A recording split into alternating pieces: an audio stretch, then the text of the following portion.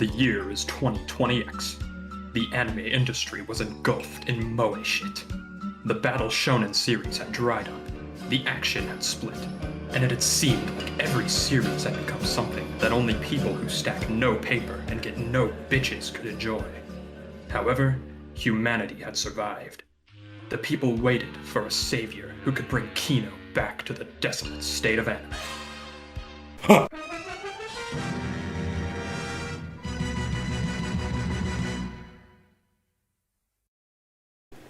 Alright. I do believe it's time to talk about my favorite show. Who goes there? Oh yeah, when's the next ReZero review? I don't care about this shit. You can wait a week, you impatient little shit. The ReZero Arcs Wonder Free review, out July 30th.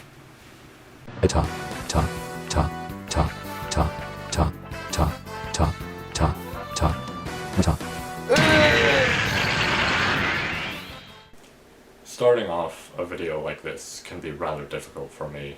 I know it's a problem that everyone, YouTubers especially, have struggled with. And it's the problem of taking your favorite series that you hold so high on a mantle and speaking about it to other people on why they should be interested.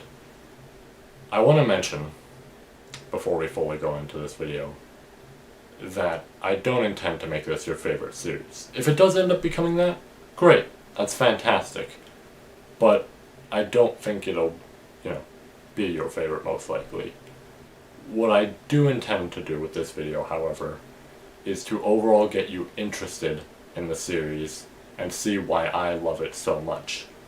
I'm sure there's other series out there with absurd levels of action or even a more complex and interesting story to it. In fact, the previous Get Into I would highly recommend for that second option. But really today, I want to show you a series that I believe has a perfect blend of a not so complex but not so simple story and some just fantastic action and gore that perfectly just blends together to make this phenomenal mix. I want to show you the world and story of Fist of the North Star. Fist of the North Star was created on September 13, 1983, with the story being written by Buran-san and the art being illustrated by Tetsuo Hara. The story was conceived when Buran-san wanted to write a martial arts series which could work well with Tetsuo's powerful art style, with the biggest thing they needed to make the whole thing stick being a signature technique. Until one day, Buran-san had wandered into a Chinese bookstore that had told a story about someone who had overly stimulated an acupressure point, said to help with eye issues, only to make the condition worse, and from there, the idea for the series had sparked. Something I want to note before going into anything further, though, is the absolute powerful combination of the two responsible for creating the series. Buran-san with the capability to make a series that doesn't do anything too complex or confusing, but also making it just complicated enough that it's not something simple and basic, and Tetsuo Hara, with, as Buran-san had stated, his powerful art style, along with his ability to draw fantastic scenery. It's odd to say, but the art in this series is legitimately a spectacle to see. Characters could just be standing around and they'll still have the same level of shading and consistency in how they're drawn compared to the average, more serious, more focused panels of other manga. Now, this isn't me trying to ignore the anime of the series or anything. In fact, I think the later half of the anime looks insanely good, even if it leaves a little bit to be desired early on. The manga, however, knocks it out of the park through and through. Tetsuo is a master when it comes to drawing dramatic scenes and gore. Now, you might be wondering how well the reception for the series was, and well, it did pretty alright once everything was said and done. I mean, it seems to have done okay, seeing as it's one of the best-selling series out there, partially due to the pachinko machines, and had inspired many artists all around the world in the creation of their own series. So, yeah, I'd say that's pretty okay. Fist of the North Star had a tremendous impact on both anime and manga, and when you really look into it, it's kinda easy to see why. There's a whole lot to love about the story, characters, art, just everything about it. Now I'd like to give you a summary of some of the story plus the later events of the series in order to give you all an understanding of what's going on. For those of you who would like to avoid spoilers though, I'll explain a certain amount of the plot from the start of the series, and then I'll provide a timestamp for you to skip ahead if you want to remain blind. In 1990X, the world was engulfed in nuclear fire. The seas had dried up, the earth had split, it had seemed like all life had perished. However, humanity survived. The story follows our main character, Kenshiro, the 64th successor of the deadly martial art Hokuto Shinken, a fighting style capable of killing somebody simply by touching their pressure points. Ken is on a quest to return to his fiancée, Yuria, who is taken from him by a man named Shin, a practitioner of Nanto Seiken, a fighting style capable of cutting people up with just a swipe of a user's nails. And now, Ken's quest to regain his love begins. Psst, if you want to remain spoiler-free from here, skip to the timestamp on screen, okay? Alright, that's okay. Do it. Alright, we all ready for what's to come now? Good. Ken eventually makes his way to Shin, and after defeating him, Shin reveals a shocking truth to Ken. Yuria had killed herself not long before he had arrived there. Before dying to Ken's technique, Shin jumps off the building much like how Yuria had done, killing him instantly. Ken, now empty and full of sorrow, continues his endless journey in order to bring peace back into the world. From here, there's a ton of important story things that go down. Kenshiro's brothers, who he had assumed dead or had their fists sealed due to Hokuto Shinken only being allowed to have one successor, are still in fact alive and well. The 6 Nanto stars, one of them being the Nanto General, an important figure for the series who is capable of bringing peace back to the world. But the biggest and most important part of the series being the history of Hokuto, which not only plays a big important role in Fists of the North Star, but also an insanely big role in Fist of the North Star 2 and the prequel to the whole series, Fist of the Blue Sky. There's a whole lot to the story in this series, and obviously I don't want to discuss it too much because at that point I'm telling you all everything that happens in the story. But these points are simply just a little teaser taste for what's to come, and I think it's important to know them if you want to spark your interest in this series in order to get into it. Something else I want to discuss about this series is the settings where all of these events take place. It's almost odd to say, but some of the more ridiculous feeling locations almost feel natural in this post-apocalyptic wasteland. Let's take things back a bit. For the most part, you have very rundown cities that obviously have been heavily affected by the nuclear apocalypse. Buildings having some slight wear on them, villagers having rags for clothes, and supplies being incredibly limited. We then get to the bigger locations, where things almost feel weird for this wasteland, but they fit almost when you take everything into account. A Holy Emperor dude having not only a massive pyramid, but also a palace? Yeah, that works well. A massive, almost cube-like palace full of metal and lights all over it because some emperor hates the dark? That works too. A massive fortress-like palace covered in spikes owned by the end of the century's ruler? Sure, why not? And why is that? You may be thinking, seeing as these all seem like odd locations. Well, there's a simple explanation. It's a perfect display of what the average villagers are living in, compared to the people who lead entire armies. The villagers aren't living on much since they have to defend themselves from bandits and don't want to stoop to what they're doing. Whereas the more powerful emperors, living like kings due to abusing the weak and having an absolute hand of power over everything, giving them what they need as well as these massive structures that they spend their lives in. It's a detail I really love due to how much of a bigger picture it paints in the series, giving off the perfect view of what a post-apocalyptic world could be like.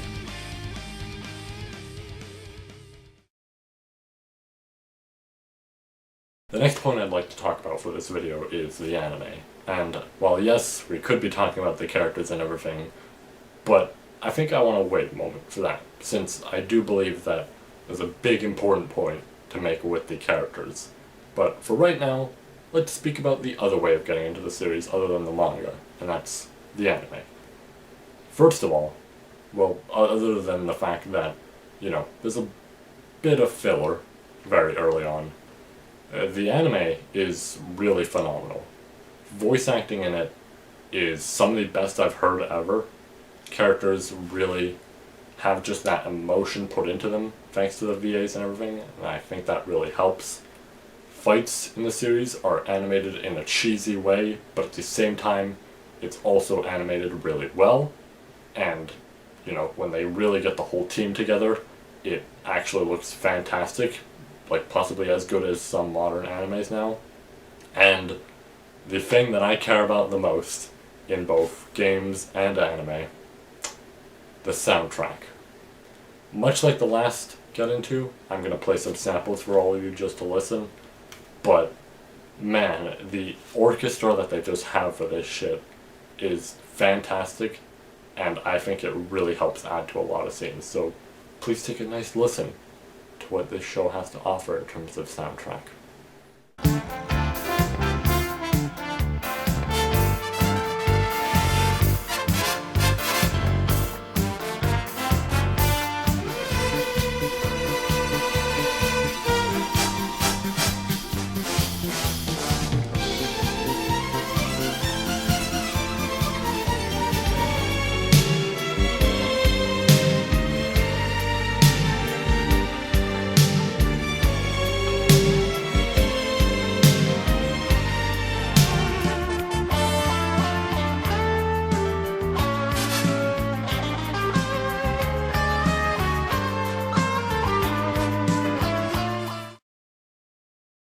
Alright, now for the part of the video that I personally think will be the biggest to discuss. Characters. Each of the characters in this series all feel like they have their own unique personality and fighting styles that make them all charming in their own way. On top of that, the backstories of many characters are charming as well, and their views of love wrap up these important characters nicely. Each and every one of these characters' views on love play important roles in the story. Man, a story related to stars and love. I wonder if we discussed a series like this before on the channel. I sure do wonder about that. You can constantly receive this interesting blend through the story where some characters will have a completely different outlook on love than others, and I think it really adds a whole lot to it. Some characters believe it is a necessary feeling in life, while others abandon it and despise it. Some believe love creates strength, while others believe it only creates weakness for people. It's a nice mixture that you can constantly see as the plot progresses, and it helps add a lot to the interest of the series.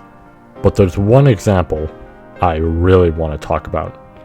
One example who I believe is a fantastic example of what truly makes this a fun plot point to go into. One that, in my opinion, is partially why I hold this series so high, as he had become my favorite character of any media for a large number of reasons. One big one being this. I'd like to talk about the main villain of Fist of the North Star. There's going to be some obvious spoilers on this next section, and even bigger than before, so if you don't want to hear this part, please skip ahead to the timestamp on screen in order to avoid this. But with that out of the way, let's get into the big example himself. Let's talk about Rao.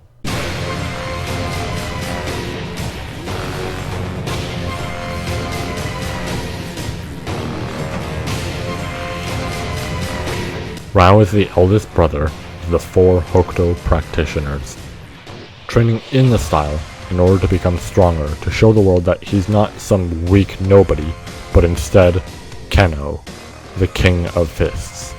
Rao has a very massive presence to him, and that's not just speaking about his height.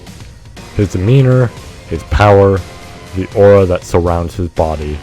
He's an absurdly menacing figure, to the point that he even has a horse so massive, from its feet to its ankles, is the size of the average man. Rao had also practiced a style of Hokuto that's referred to as the hard style, a style so strong it would easily kill somebody with just one massive punch from him. His title perfectly fits him. He's a king of the fists, who nobody can stop, and he'll rule over the entire world without a shred of love or emotion in his heart. Except that's not entirely true. From what we see from flashbacks early on, Rao and his younger blood-related brother, Toki, often care for each other a lot. Sure, that's a natural thing for them, but it does show an interesting side to Rao where he seemed like he was likely emotionless his whole life. Things get more interesting though when we see much more about him, as he desires Yuria much like Ken, which you almost get the impression it's for some selfish reason, but it's not. There is legitimate love in Rao's heart, and as the plot continues, you see it more and more. A prime example being Rao fighting his brother Toki, and crying due to Toki now being weakened by his illness, causing the fight to feel like nothing can be done for Toki in order to make this fight proper. Rao has love in his heart, but refuses to admit it, and it's for a simple reason. If he were to admit it, he's not Keno anymore, he's simply Rao. He's not the heartless end-of-the-century ruler, he's just Rao, and I legitimately love this story aspect. Rao almost having this troubling balance to what he wants to feel and what he forces himself to feel, causing this chaos within him where he hits a wall at some point in the plot, where he breaks and you see how he truly is inside. I genuinely love this personality of Rao a whole lot, because it creates an interesting character who, to a certain degree, fits both scenarios that I had brought up earlier. Love creates weakness is what he will say, but he has etched it into his fist. He has abandoned it, except he is simply saying that, and the feeling is still there. Rao is Keno, but at the same time, he's still the same Rao that he was when he was just a child. I am genuinely not even sure if I will ever see a character in any series who I truly love with this constant difference and change in personality as much as Rao.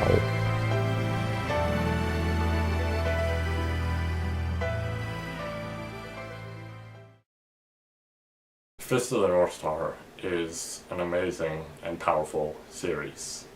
It's an action-filled gore fest that also gives you a fantastic story about love and the history of martial arts, just perfectly blended together.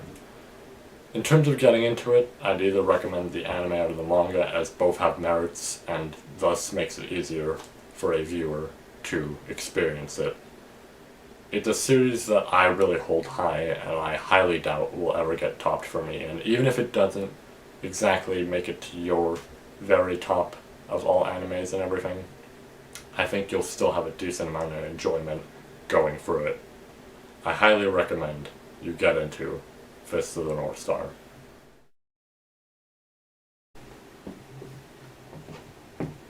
Seems like there's another enemy here. Oh, go ahead and strike me. I mean, okay, if you insist. My hand's stuck. Alright. Who was that? Oh, he hit me so hard that not only did my shirt change, but also my hair. Oh, my meat is like rubber. Body me. Alright. Looks like I'm just gonna have to get a little bit more serious then. What? Wait, we can talk this out. Oh. I'm alive!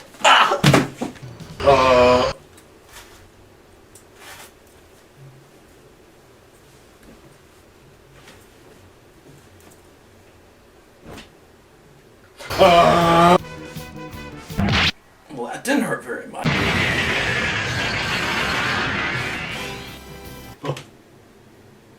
I feel like I'm supposed to work on a big video today. No, not that yet. Oh! Thank you all for watching today's video. I've been very much looking forward to making this Get Into. It's technically part of something that I want to call the Get Into trilogy, which also, not to say that this is the end of the Get Intos or anything like this early or anything. Don't get me wrong, I still plan on doing way more. It's just, when I originally thought of the idea of the Get Intos and everything, there were, 3 big series that I plotted. The Yakuza one, which I thought of like a few months before the other two. But the Yakuza one was kind of like an almost start to the idea, right?